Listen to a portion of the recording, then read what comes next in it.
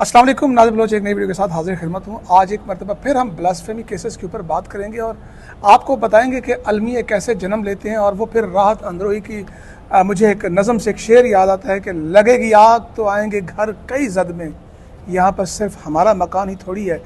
तो ऐसे ही कुछ सूरत हाल बनी कि वो अफराद के जिन्होंने ब्लास्फेमी केसेस किए, जिन्होंने लोगों को जेलों में भेजा, आज ये आग उनके अपने घरों तक पहुंच गई है। और आपको बताएंगे कि जो दरख्वास्त गुजार थे, जो उनकी टीम का हिस्सा थे, उनके अपने घर तक ये आग कैसे पहुंची। हादिली चट्टा एक बार फिर हमारे साथ मौजूद हैं।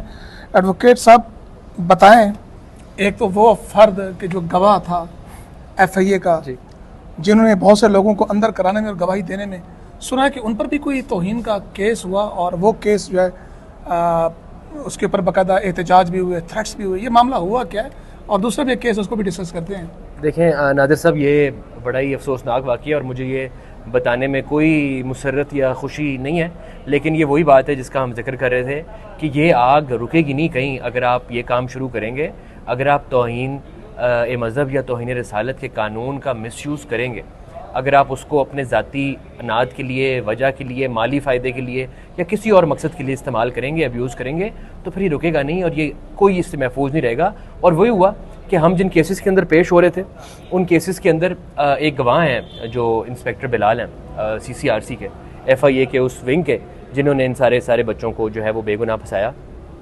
तो पिछले दिनों सोशल मीडिया पे ये एक चीज़ वायरल हो रही थी जो हमने देखी और मैं आपको उसको पढ़ के सुनाना चाहता हूँ। ये आप अपनी वीडियो में चला भी सकते हैं, मैं आपको प्रोवाइड कर दूंगा। हाई अलर्ट इस पे लिखा हुआ है, TLP की तरफ से है ये, और इसमें लिखा है कि मलून Bilal sub inspector cyber crime जिला गुजरावाला ने नबी पाक सल्लल्लाहु और सहाबा कराम की शान में शदीद तरीन गुस्ताखी की है। इस मलून के खिलाफ अभी तक इंतजामिया ने ताहाल FIR नहीं काटी। इसके खिलाफ 295C, 295A और 295A के तहत FIR आज 11 सितंबर 2025 दोपहर 2 बजे तक काटी जाए, वरना हालात की तमाम जिम्मेदारी इंतजामिया पर होगी। डिवीजन गुजरावाला के तमाम जिम्मेदारान और कारकुनान हर तरह की हंगामी कॉल के लिए अलर्ट रहें और तैयारी करें। बहुकम मुफ्ती मोहिबुद्दीन रिजवी, अमीर डिवीजन गुजरावाला तहरीक लब्बैक पाकिस्तान। अब ये जब हमने देखा तो हमने सोचा कि ये किस अब जो है पाकिस्तानी शहरी की बारी आई है कि उस पर तौहीन का झूठा इल्ज़ाम लगाया जाए और उसको फंसाया जाए। तो उसके नाम से और CCRC की वजह से पता चला कि वो CCRC इस्लामाबाद में तैनात रहे हैं। बिलाल साहब इस्लामाबाद में तैनात रहे हैं। और हमारी जो FIR हैं, फॉर एग्जांपल ये जो FIR 73 है, जिसके मुद्दई एडवोकेट रऊफ अब्दुल रहीम है, इस के अंदर वो सीजर मेमोस के गवाह हैं। अच्छा। उन्होंने ये बरामदियां जो इन बेगुनाह बच्चों पे डाली गई ब्लास्फेमी बिजनेस गैंग के विक्टिम्स पे, उन बरामदियों की, झूठी बरामदियों के वो गवाह हैं। अभी हमने उन पर जरा करनी है, उन्हें अदालत में तलब करके FIA के मुलाजिम होने के तहत।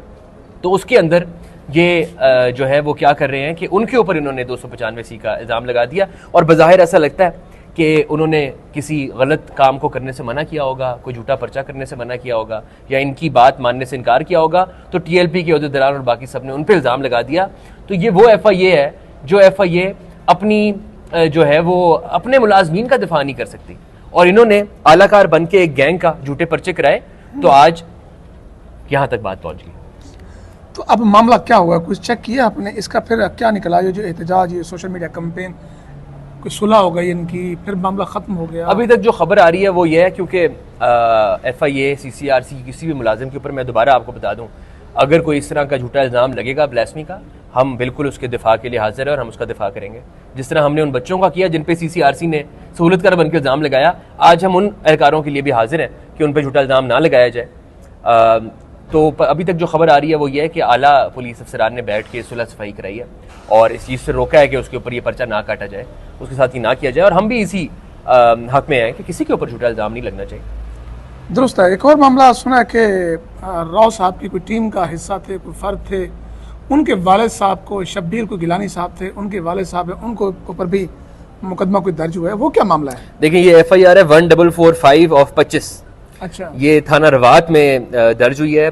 PPC का मुकदमा है ये, बट 298A का है। अच्छा, 298A का पर्चा है और इस पर्चे के अंदर कहा गया है कि बहुत सख्त गुस्ताखी की गई है इस शख्स की तरफ से, और इस शख्स का नाम है इकबाल हुसैन शाह। अब इकबाल हुसैन शाह जो हैं, और ये अभी आई थिंक कस्टडी में ही है, इनका ट्रायल चल रहा है। ये जो शख्स हैं, ये वो शख्स हैं जो शबीर शाह के वालिद हैं। तो शबीर शाह वो शख्स है जो कि आपको ब्लास्फेमी बिजनेस गैंग की प्रेस कॉन्फ्रेंस में भी नजर आएगा और इस गैंग का साथ आपको अमल पैरा नजर आएगा मैदान में इन झूठे पर्चे बनाने में, लोगों को फंसाने में।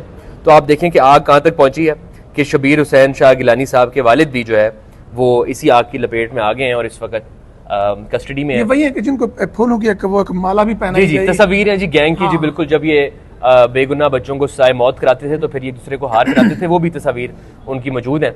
और ये वही साहब हैं, उनके वालिद हैं ये।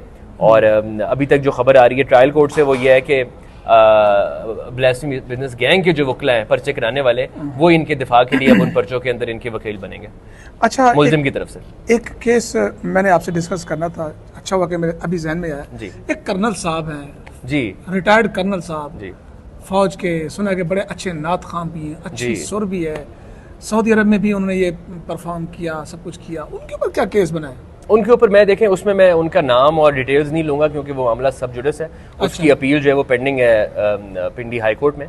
तो मैं आपको डिटेल्स के बगैर बता देता हूँ ताकि उसमें जो है वो प्रेजुडिस ना हो या इन्फ्लुएंस ना हो। लेकिन उस केस के अंदर यह है कि वो कर्नल साहब जो हैं वो APS मरी का जो कैंपस है वहाँ गए थे इंटरव्यू देने एज प्रिंसिपल। अच्छा, प्रिंसिपल की वैकेंसी पे वहाँ पे अपनी अहलिया के साथ वापस आ रहे थे। तो एक रेस्टोरेंट है पिंडी में जहाँ पे वो रुके रात के 2:30 बजे खाना ऑर्डर करने टेक अवे। जब उन्होंने खाना ऑर्डर किया तो वहाँ पे 4 औबाश लड़के मौजूद थे जो कि बज़ाहिर ड्रंक भी थे, अंडर द इन्फ्लुएंस थे अल्कोहल के। उन लड़कों ने उनसे जो है वो हुटिंग की, उनकी अहलिया को छेड़ने की कोशिश की, हरासा किया, जिसपे उनकी वहाँ पे तलख कलामी हुई उनके साथ। और उस तलख कलामी में उन्होंने जो है वो मारपीट भी की कर्नल साहब के साथ, रिटायर्ड कर्नल साहब के साथ। वो कर्नल साहब जो है वो बाय द वे कर्नल साहब को सितारा जुर्रत मिल चुका है, ये गाजी ऑफिसर हैं आर्मी के। अच्छा। जिनको बॉर्डर पे, इंडिया के बॉर्डर पे गोली भी लगी हुई है महाज पर। उनके ऊपर ये उनके ऊपर उन्होंने जब लड़ाई झगड़ा हुआ तो लड़ाई झगड़े के बाद उन्होंने उनकी गाड़ी, जब वो वहां से रवाना हो गए, लोगों ने सुलह सफाई करा दी।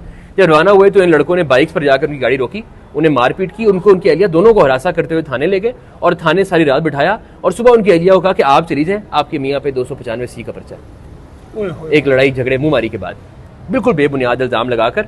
और जो मुद्दईयान है और गवाहान है पूरे केस के अंदर, ट्रायल 2-3 महीने में ट्रायल मुकम्मल होकर उन्हें उम्र कैद दे दी गई है और उनकी अब अपील पेंडिंग है। बट उस ट्रायल पूरे के अंदर जो वाहिद एविडेंस है शहादत है वो ये है कि ये 4 दोस्त ये कहते हैं कि इन्होंने गुस्ताखाना कलमात जिनके साथ तलख कलामी इनके साथ कलामी है, इसके अलावा कोई एविडेंस नहीं है। हमारी तरफ से हमने उन्हें रिक्वेस्ट की है कि CCTV फुटेज कलेक्ट करें, उसके अंदर देखें, आप इनकी CDR देखें, आप बाकी गवाहान जो इंडिपेंडेंट गवाहान है इस केस के उनसे पूछ लें क्योंकि वो मौजूद थे, उनके एफिडेविट अटैच्ड हैं। बट वो ट्रायल कोर्ट सुनने को तैयार नहीं थी। यही वो बात है कि प्रिजम्पशन ऑफ इनोसेंस जो देती है रियासत, आइन कानून देता है आपको, वो ब्लास्फेमी के इल्जामात के अंदर रिवर्स हो जाता है। और उसके अंदर ये होता है कि फिर आप पे इल्जाम लग गया तो आपने अपनी बेगुनाही साबित करनी है। कोई आपका प्रिजम्पशन ऑफ इनोसेंस नहीं है, कोई आप मुल्जिम मुजरिम की तफरीक नहीं है। बस आपको हमने कह दिया कि आप गुस्ताख है तो आप गुस्ताख है।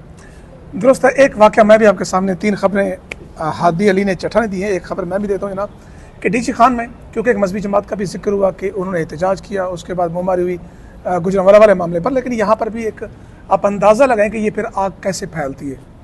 उस मजहबी जमात का एक रुकन है जिसका नाम सईदी है, वो डीजी खान में जनाब एक मस्जिद का तनाज़ा हुआ, 2 मस्जिदें थी और दरमियान में एक और मस्जिद बन रही थी।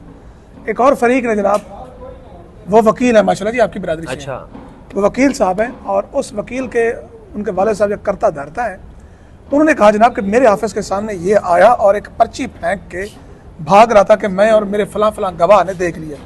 जब पर्ची खोली तो उसमें गुस्ताखाना मवाद था। ये उसकी पूरी कहानी है। और उसके बाद जनाब मैंने इसको इन्वेस्टिगेट किया, चेक किया, उसका ताल्लुक जो है वो TLP से था, उस सईदी जिसके ऊपर ये इल्ज़ाम लगा।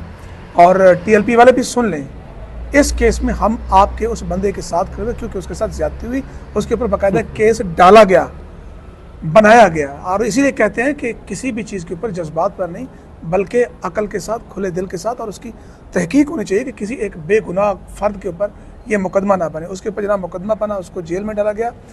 कोई इवन के वो जो वकील साहब थे इतने इन्फ्लुएंसर थे कि उसका केस भी कोई लेने के लिए तैयार नहीं था। फिर मेरे जैसे और हादी साहब जैसे लोग जो है वो खड़े हुए, आवाज़ उठाई, बात की, मुल्तान बेंच से उसकी ज़मानत मंजूर हुई और वो सुलह हो गई जनाब। एट द एंड क्या हुआ कि मामला सुलह पे तय हो गया और वो ब्लास्फेमी ख़त्म हो गई और ये मामला हुआ। तो इसलिए खुदा के लिए चीज़ों को जो है ना, हम तो यही कहेंगे किसी भी एक भी बेगुनाह शख्स किसी फ़र्द की वजह से गया तो वो भी जिम्मेदार है, जो उसके सपोर्ट करने वाले हैं भले किसी अंदाज में भी वो भी जिम्मेदार है। मैं चाहूँगा कि कंक्लूड आप करें कमेंट के साथ। कंक्लूड ऐसे ये जी नादिर साहब कि TLP हो या कोई और हो, देखें कोई भी अपनी USP इस चीज़ को ना बनाए कि हमारे पास ये ताकत है कि हम किसी पे भी ब्लास्फेमी का झूठा इल्ज़ाम लगा देंगे।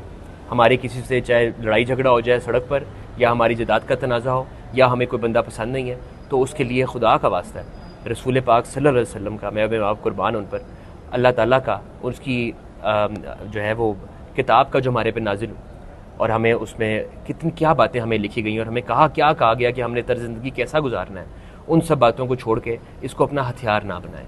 ये आग ऐसी लगेगी कि आग फैलेगी और कोई नहीं बचेगा। चलो जी, बहुत शुक्रिया हादी अली चिट्ठा साहब, आपने अपना कीमती वक्त दिया। मैं चाहूँगा कि आपने इस खसूसी वीडियो पर तीनों वाक़यात को देखने के बाद अपने कीमती फीडबैक से ज़रूर आगाह करना है। मुझे और हादी को इजाज़त दीजिए। अल्लाह हाफ़िज़।